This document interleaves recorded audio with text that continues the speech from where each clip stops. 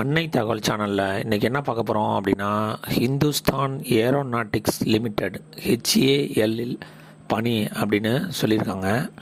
என்ன போஸ்டிங் அப்படின்னா, employment type வந்து கான்ட்ராக்ட் பேசிஸில் கால்ஃபார் பண்ணியிருக்காங்க.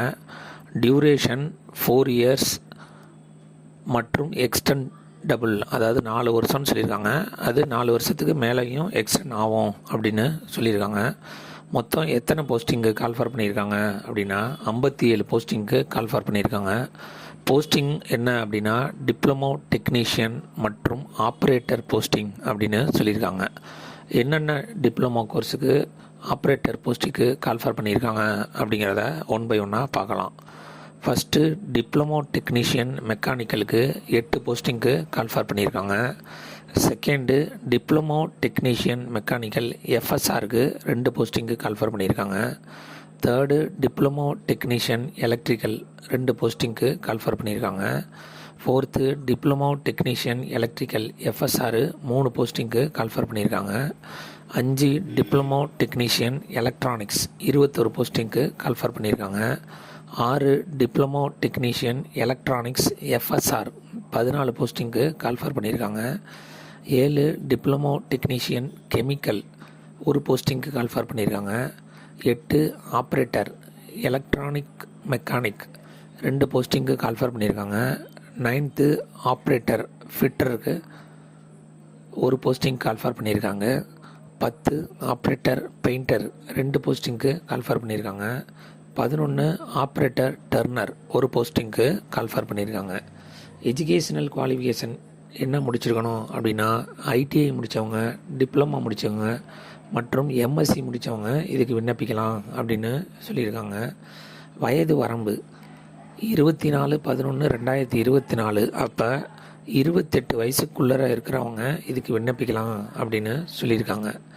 ஏஜ் ரிலாக்ஸேஷன்லாம் யார் யாருக்கு கொடுத்துருக்காங்க அப்படின்னா, எஸ்சி எஸ்டி கேண்டிடேட்டாக இருந்தாங்க அப்படின்னா அவங்களுக்கு 5 இயர்ஸ் ஏஜ் ரிலாக்ஸேஷன் கொடுக்குறாங்க. அதுவே ஓபிசி கேண்டிடேட்டாக இருந்தாங்க அப்படின்னா அவங்களுக்கு 3 இயர்ஸ் ஏஜ் ரிலாக்ஸேஷன் கொடுக்குறோம் அப்படின்னு சொல்லியிருக்காங்க. அதுவே ஃபிசிக்கலி சேலஞ்சு ஜென்ரல் மற்றும் எக்கனாமிக்கலி வீக்கர் செக்ஷன் கேண்டிடேட்டாக இருந்தாங்க அப்படின்னா அவங்களுக்கு 10 வருஷம் ஏஜ் ரிலாக்ஸேஷன் கொடுக்குறாங்க.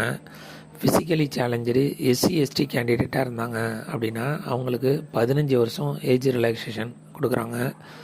ஃபிசிக்கலி சேலஞ்சு ஓபிசி கேண்டிடேட்டாக இருந்தாங்க அப்படின்னா அவங்களுக்கு 13 வருஷம் ஏஜ் ரிலாக்ஸேஷன் கொடுக்குறோம் அப்படின்னு சொல்லியிருக்காங்க.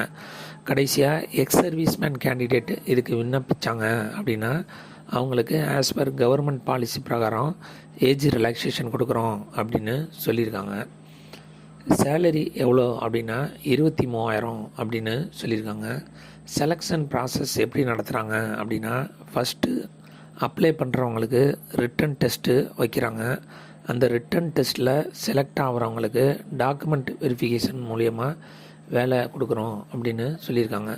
இந்த எக்ஸாமுக்கு ஆன்லைன் மூலயமா மட்டும்தான் விண்ணப்பிக்க முடியும். ஆன்லைனில் அப்ளிகேஷன் ஃபீஸ் என்ன அப்படின்னா, எஸ்டி எஸ்சி எக்ஸ் சர்வீஸ்மேன் மற்றும் ஃபிசிக்கலி சேலஞ்சர் கேண்டிடேட்டாக இருந்தாங்க அப்படின்னா அவங்களுக்கு ஆன்லைன் எக்ஸாமினேஷன் ஃபீஸுங்கிறது கிடையாது அப்படின்னு சொல்லியிருக்காங்க. அதர் கேண்டிடேட்டாக இருந்தாங்க அப்படின்னா அவங்களுக்கு ஆன்லைன் எக்ஸாமினேஷன் ஃபீஸு 200 rupees அப்படின்னு சொல்லியிருக்காங்க. விண்ணப்பிக்க கடைசி நாள் 24/11/2024 அப்படின்னு சொல்லியிருக்காங்க. டிஸ்கிரிப்ஷனில் அப்ளிகேஷன் லிங்க்கு கொடுத்துருங்க. விண்ணப்பித்து வெற்றி பெற்று பணியில் சேர்க. நன்றி, வணக்கம்.